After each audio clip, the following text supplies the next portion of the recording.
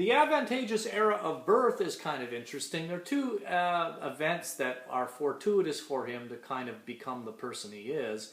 And one is, in this very strongly agricultural part of the world, when he was born, there were 12 years of very strong and propitious growth that allowed him essentially to go and stay home and play without having to go work in the field somewhere because his foster father couldn't earn enough money as an artisan.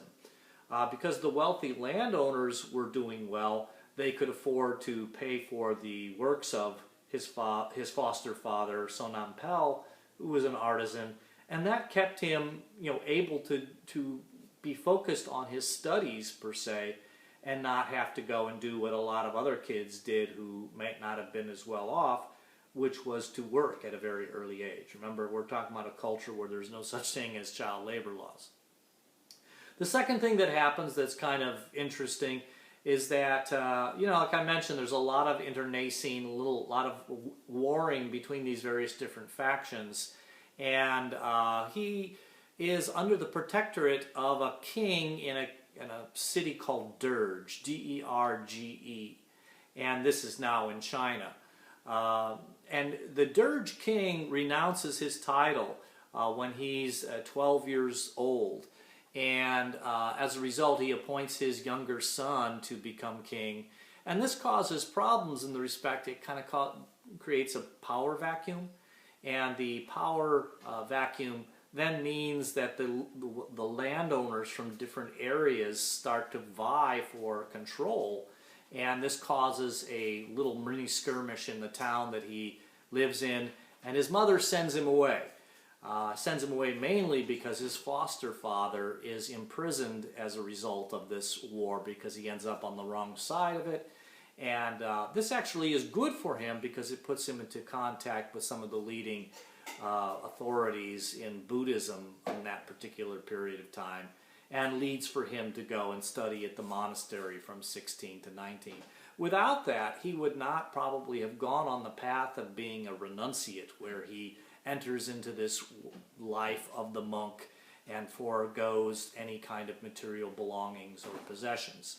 He would probably have stayed in his little town, raised a family, and done what many of his forebears had done before him.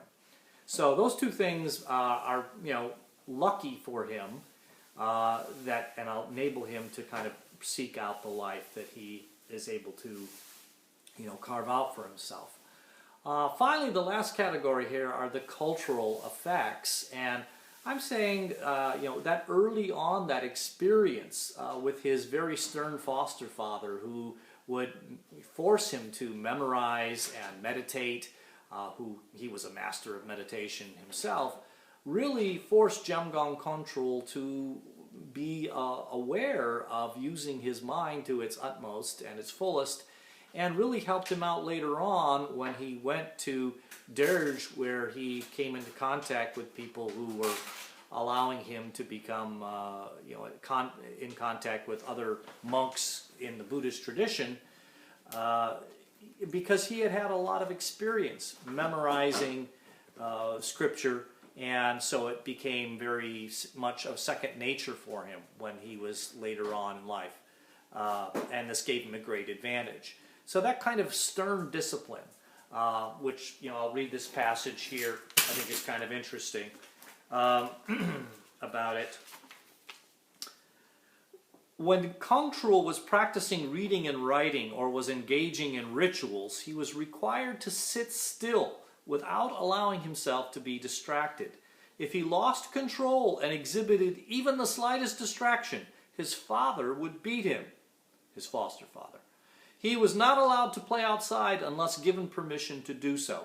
His foster father would also harangue him with stories of greedy boys who did not study, but instead engaged in feckless behavior, such as drinking, stealing, or lying, and who were ostracized from their communities as a result.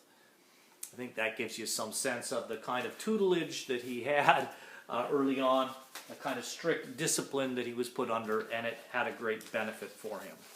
So I've done all of this basically, and this is just, I'm going pretty quickly because I only have so much time.